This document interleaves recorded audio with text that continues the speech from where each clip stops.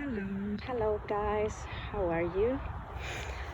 I'm here next to these thistles, and every time I see this plant, it just reminds me of how much we need to protect ourselves.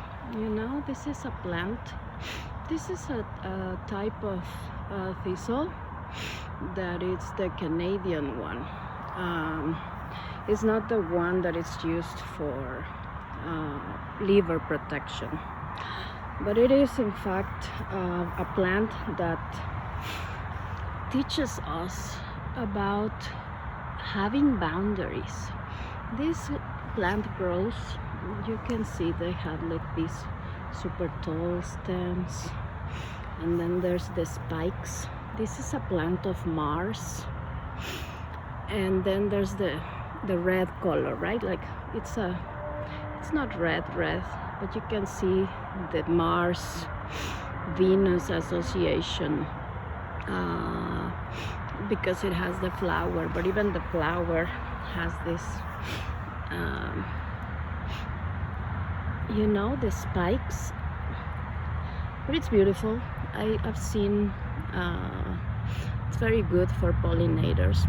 This is a species that it's considered here in Canada, well, in Calgary, it's considered a plant that is invasive. So the city always forces the owners of the land, no matter who they are, to get rid of it, because apparently this species has like very deep roots, and they're destructive to the environment, like the native species.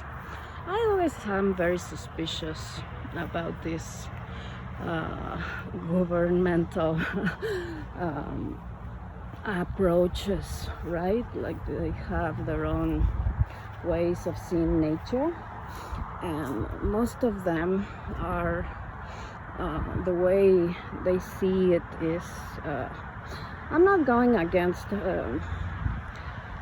scientists, but sometimes, you know, there's so many things involved in taking decisions. This looks like goldenrod, but I don't think it is goldenrod, but it might be. I don't know. This is just I'm around the house, my house, and I was curious. Many herbalists use thistle, even if it's not the milk thistle. Also, you can eat the flower, and it's very sweet. But I like this plant to talk about boundaries and protection. Oh, you can see there's a bee there having the right, so it's good for them. These are pollinators. Without bees, humans couldn't survive, right? So we have to take care. And I've been seeing a lot of animals that are in their environment, like we are the ones invading them. They're not invading us. We are humans invading their environment. So I'm always very careful about how to describe animals and all these species that are native to certain places, right? So here the government wants to protect the soil or this environment from thistle, but I believe, like in a more spiritual perspective, that they have something to do, and that's why they're growing here. And because there's in old folk medicine traditions, the plant that you have around the most is the plant that you need the most. And I've been taking meat thistle for many years, and it has helped me a lot with my liver issues. I had a very delicate, just for using a soft word, very touched liver, because I was during many years using medicines, prescription medicines prescribed by doctors, and obviously they told me that was what I needed for what they said I had. The thing is, they damaged my liver, so I started having a lot of problems. And thistle is one of my favorite, milk thistle is one of my favorite plants, because it's a liver protection. And but also seeing the plant itself teaches us about having boundaries. The liver is not only an organ that metabolizes fat and filters the it's a filter system, right? It's also, the liver metabolizes or transmutes anger. And thistle, it might look like an angry, right? It's all spiky, it's a Mars plant. So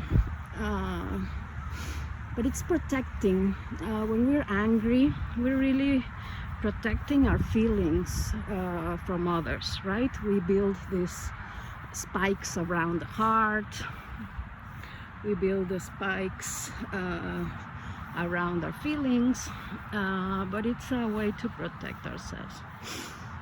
And in this case, my meditation on thistle would be to learn that this is a generous plant with pollinators, like bees. So sometimes we just have to be protected from things that are bad for us, right? But also we need boundaries. That would be a very Saturnian. So probably thistle also has like a Saturnian influence, right? Especially because it's tall and it's very straight, right? You can see the plant. It's tall and straight. So that speaks about support, right? It's a strong plant, very, very martial, very Saturnian. And we need protection, we need boundaries. Boundaries from negativity, from things that are wrong, bad for us. And today I got this crystal. This is a mahogany obsidian, which I've never seen before, and I've never used before. I'm obsessed with obsidian. It's my favorite crystal because it's very grounding, it's very protective, it's also very Saturnian. There's a magpie there. Hey magpie, hello. I'm gonna give him a peanut. They jump, they're not used to me yet. They need to get used to me.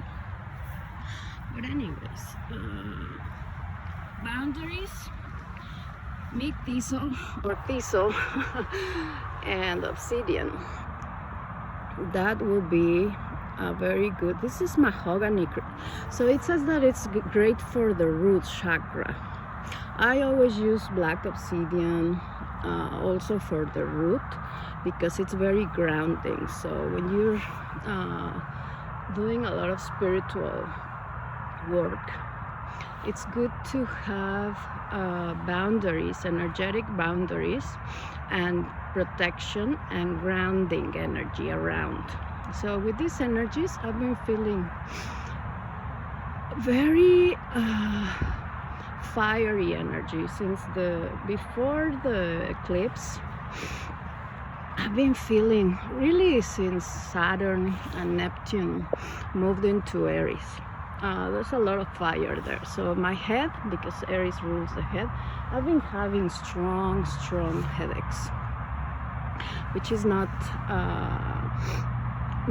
the way my body responds to energy. So it's been a lot of increase in hot energy, fire energy. And with fire, we need grounding, because fire really makes us feel out of balance, right? Fire goes up and outwards.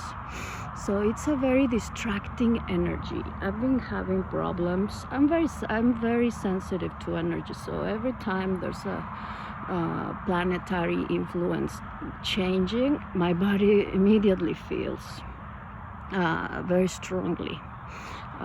I'm very sensitive to environment, so anything that happens, I can feel it in my body. So right now, the headaches, and that's an indication of fire and ungroundedness, but also because for me, it's been specifically located in the eyebrow chakra.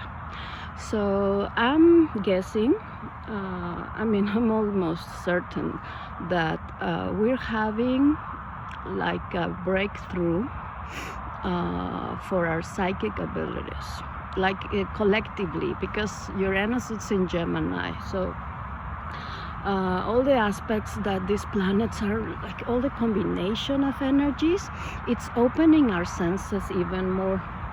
So I've always been very open. My system is very porous, but now I can feel even more and more. So there's like the chakra, the brow chakra, the eyebrow chakra, has many layers of protection. It's called the veil of forgiveness, and that's the one we are born with. So we're not mixed.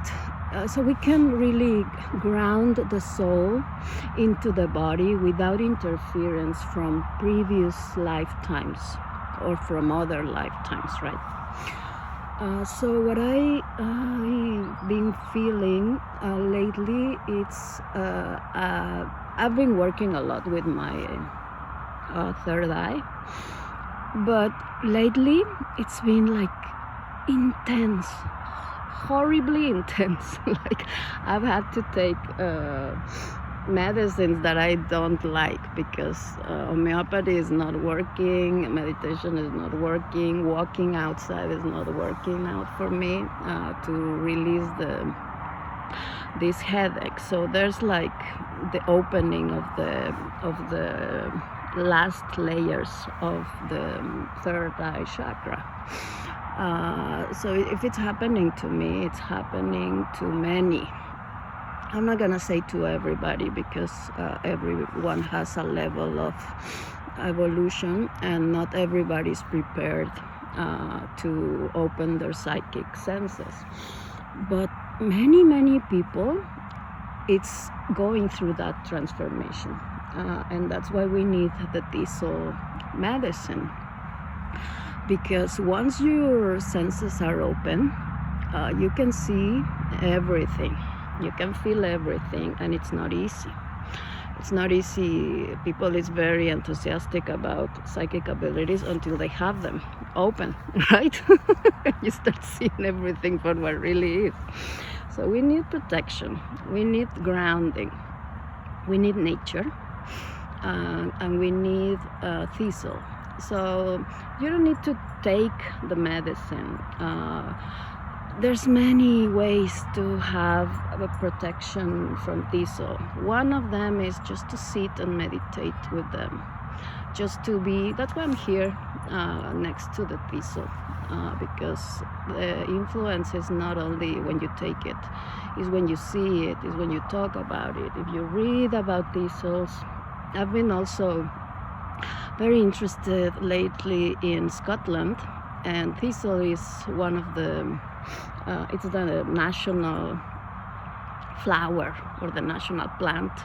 So Scotland and thistle are like super connected, and I've been really planning a trip. Hopefully I can go around one of these days. But I love the experience of having a thistle nearby, learning about the compounds. So for instance, I didn't know that this plant was invasive. I was very happy living next to this huge ground full of thistles, but apparently it's not great for the native species of this city. Regardless of my political approach or my environmental approach, right? So when our boundaries are weak, anything can invade us, and that, I think that's the lesson of thistle. So we need to be very aware, very strong, and very protected, so nothing that is not ours stays with us. And it's very disruptive, these energies. I also believe that they're using like the dark magicians of this world, and sorry that I go into this, sometimes people don't understand, but there's like a very low energy situation going on in the world. Many are aware of it, others are not. Many deny this, but it's a fact that there's an intention from the elites to stop the awakening of people, because obviously they will be very affected by the awakening of the population, so they're trying their best to stop it, right? So let's cut all the thistles, let's use herbicide to kill not only the thistle but everything behind around. I've been seeing a lot of magpies dying, birds, and all the native species. There's a lot of hares, and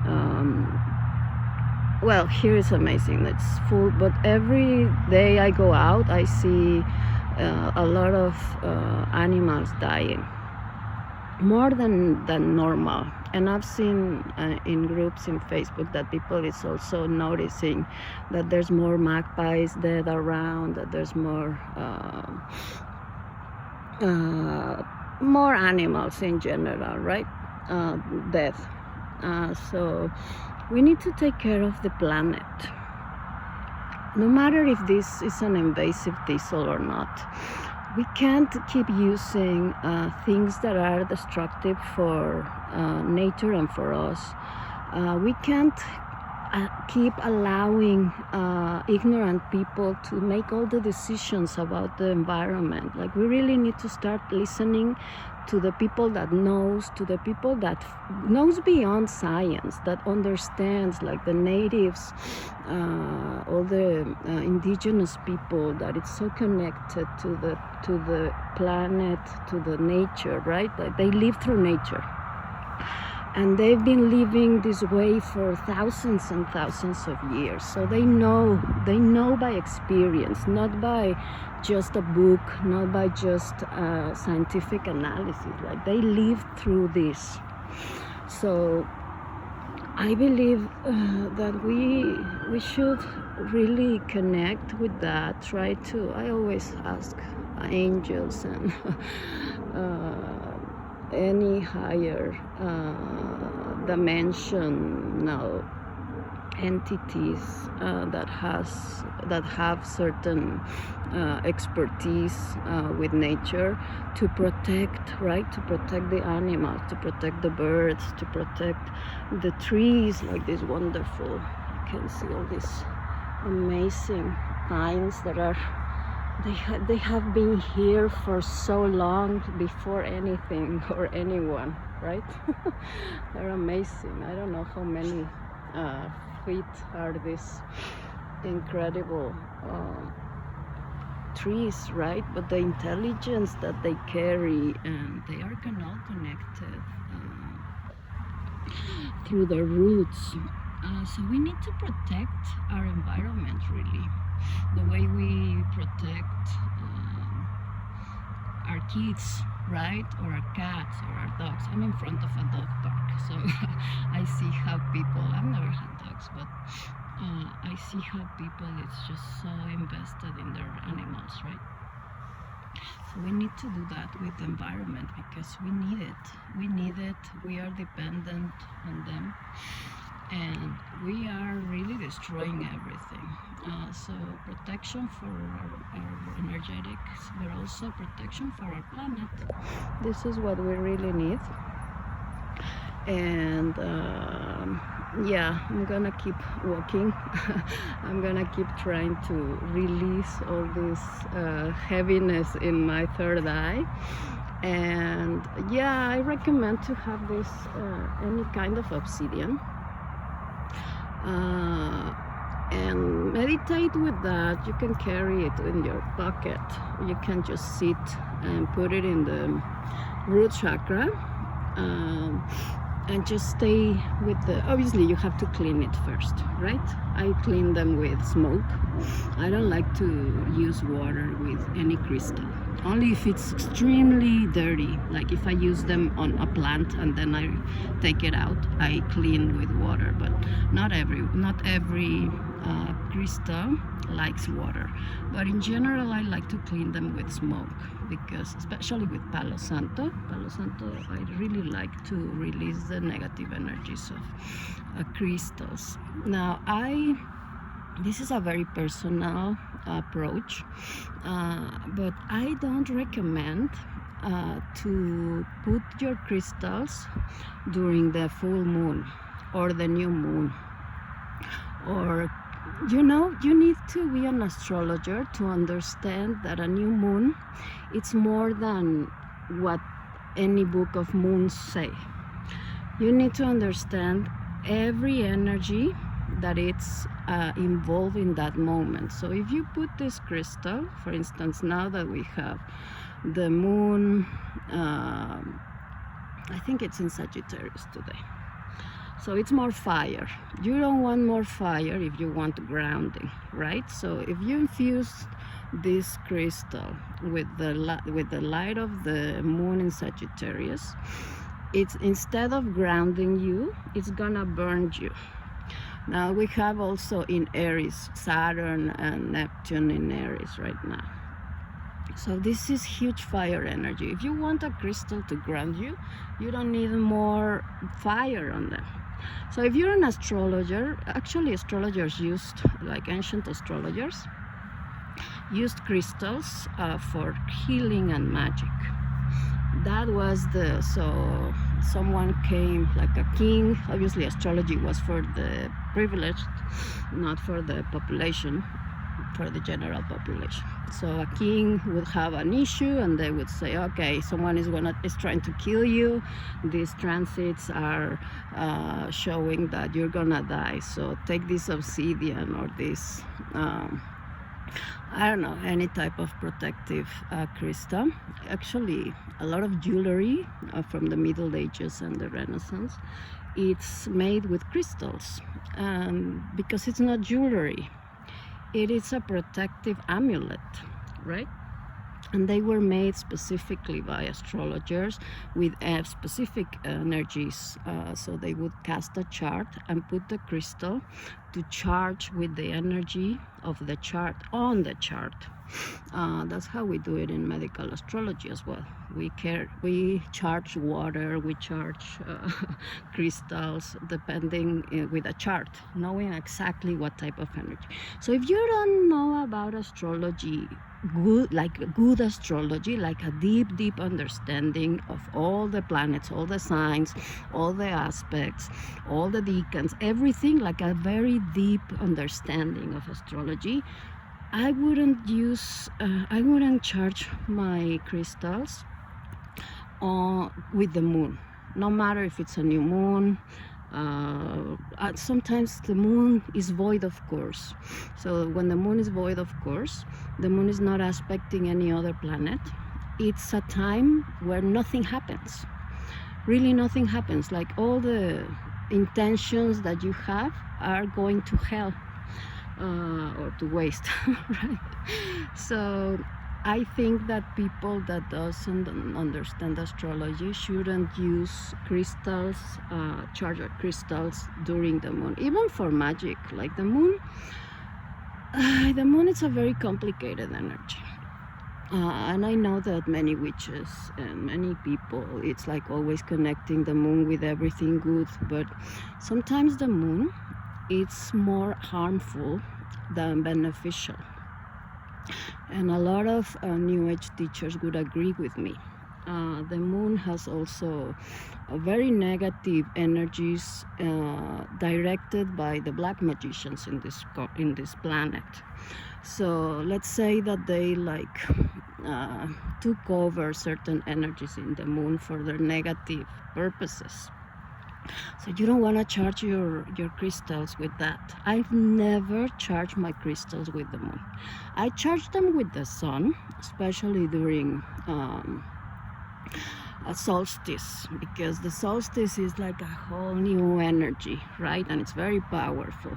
But also, if there's an eclipse, don't do it. Eclipses only bring negative energy to the crystal. So now that we are between eclipses, we had the Leo eclipse and now we're gonna have the Pisces eclipse. Don't put your crystals outside. Actually put them inside. You can use selenite. There are crystals that clear crystals. So selenite, that it's a crystal of the moon, clears the energy of other crystals. So you can just put all your crystals and then selenite on. You can bury them on, really, like you can just put it here and it's gonna take all the energy of the earth. Right, so this is for obsidian is good because it's grounding. So it will charge with the energy of the earth, the frequency of the earth, right? So things that are similar with the similar. You want grounding, put them in a plant, like burying it in a plant. Use the selenite. Use Palo Santo. That it's a wood. It's wood. It's a tree. Right? So the similar with the similar. And you're gonna have this with you for protection. If you start feeling heavier instead of lighter, it's because the crystal has done the job. So you need to clear it in again. Sometimes it depends on where you're going, how clear you are, with which people you're around. Sometimes the people around you is the one that it's bringing all the negativity, especially if you are around the city or you go to an office or a school or whatever. The energy tends to be very dense in places like that, so the crystal will absorb everything, right? So you need to clear it. Clear the crystal, bury it all the night, or put it with selenite or smoke it, and the next day it's gonna be great. I also use crystals under my bed, especially dark crystals, to sleep better.